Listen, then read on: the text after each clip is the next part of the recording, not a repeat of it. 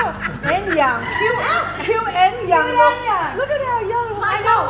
We were like in our 20s, okay, except for Jane. Jane was actually our mom. Oh, yeah, so cute and young. She was like our mom. Okay? She took care of us and made sure we stayed in line. If we got into the squabbles, she took care of us. I know, it's like, damn, girl. So cute. I can recognize the blue. The smock? The smock? Yes, the ATT smock. Oh. I actually still have one. Thank you so much. And then this is us just being how we normally were. Really silly. Again, this is when we were in RPD, remote printing and distribution. I'll pass these around if you want to get a closer look. You should all know which one is me, okay? I already told you it was a cute one. So from there, I was upgraded to a DP7, which would work specifically in the print room, and then a DP11. A DP11 got to release the jobs that generated those reports. Hot shit then. So later in 1981, late 81, I got an opportunity to move down here to San Diego as a computer operator, which was an upgrade. So that was pretty nice. And I actually started January of 82. So it was when the building was still really new. It was not complete at all. In fact, where you enter into the building now, it was all, there was no doors, no nothing. It was just the cement pedestal that would become the guard station, and there was all this plastic sheeting and stuff that was hanging down. It was really spooky, and you really could hear cats and all kinds of crazy things in the rafters late at night. And when I moved in there on the first floor, there was two banks of mag tape drives, only two, and the whole floor was practically empty. There were a few other things like data kits and I think a couple other little computer systems, but what I mainly got to do was slap up mag tapes and put them away. It was quite a job. We were turned into Uniroyal people on Saturdays because that's when the greatest amount of batch was done. So you'd have mag tapes up your arms. You're around slapping them up on all these drives and cursing the people who were on the second floor releasing all these jobs at once. Because all you'd see was SL, SL, SL, SL, SL on these tape drives, which was a request for a tape. It was awful. But in that time, you know, it's that's what a computer operator was literally operating a computer. Yeah, we were tape. We called ourselves Tape 8. And it was really thick. I will operate. So that was the night shift job that I had. I did move temporarily to evening shift for a while because I wasn't sleeping on nights like everybody else. But when Sammy, my little pumpkin head down there, started school, yes, do you want to stand up? No. Just wait. It just, you know, I didn't have that kind of time with him that I wanted working evening shift. It was kind of come and get him from school and then getting ready to go to babysitter. Homework, bed. Yeah. So I went back to night shift. And that's where I met people like Becky. You know, had a good old time working in mini operations. Because at one point we did split from that floor. We went to mainframe, which went up on second floor, mini operations on first floor. That's where I got to meet Eric, because he was one of my supervisors. Don't say anything. He was awesome. He's one of the best supervisors I ever had, no kidding. He was very, very patient with all of us. It was a good thing because we were quite a rowdy little crowd. Night shift is, well, anybody that's ever worked night shift knows that it's an entity all unto its own. It's like a whole other world. I mean, because everybody's sleep deprived. You feel like your shift, you become closer and tighter with your shift in a lot of ways. One of the things that Becky reminded me of this is that break time we were always trying to see who could get the best sleeping spot under the admin desks. They were off the computer room floor. We had little clocks, and we made sure that we watched out for each other and made sure everybody got up on time and back to work. And our bosses were very cool with us about that. So we did Although there was one chick in our group who Isn't here today because of that. No, but she used to be so hard to wake up, and with all of us, get up, come on, come on, you gotta get that door, get up.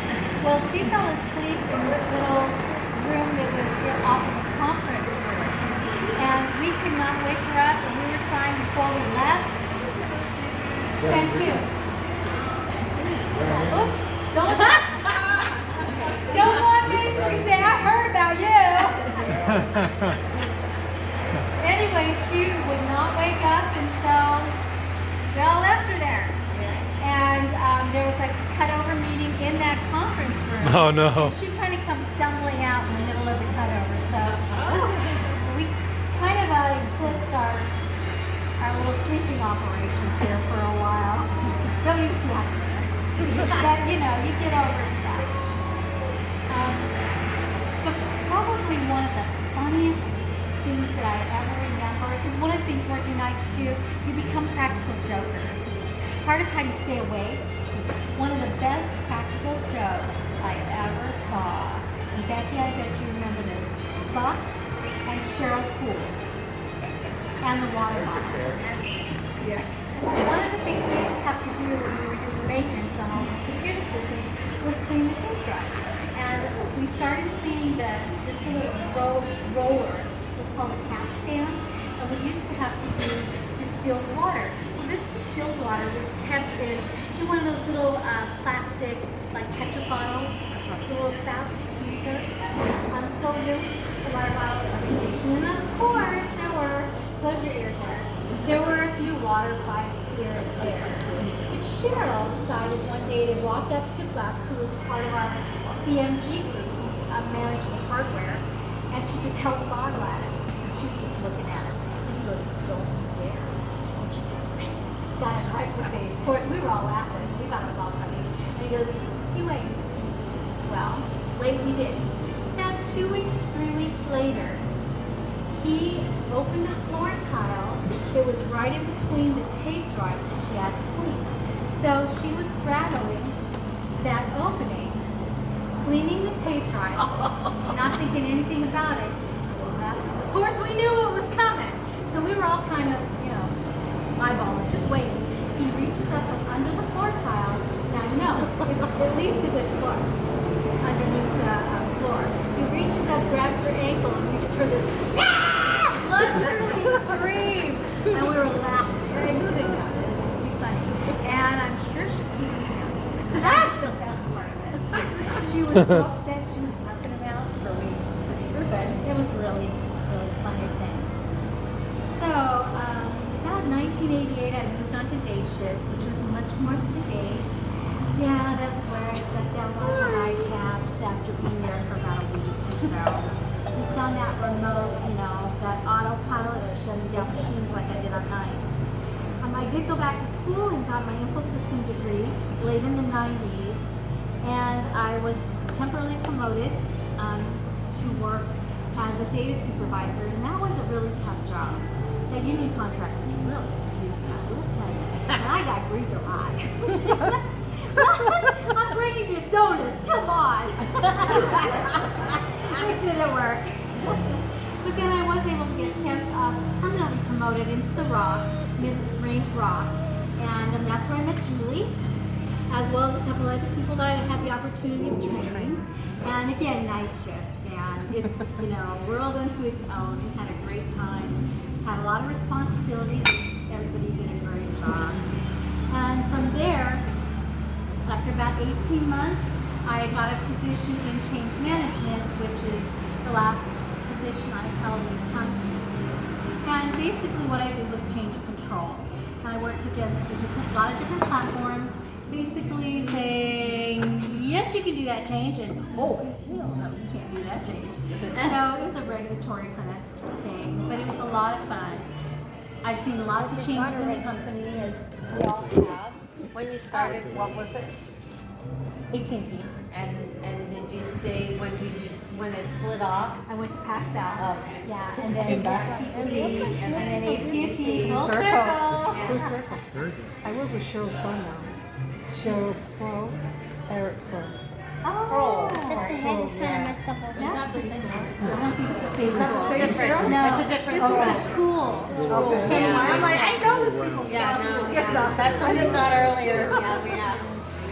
But Very cool. yeah, Great. great experiences in the company. I don't regret anything. I've learned so much from so many people, and the biggest thing I've learned is that coworkers have become like your family, especially on night shift. You just bond together, and that's the best part, I think, of working anywhere is the people that you have an opportunity.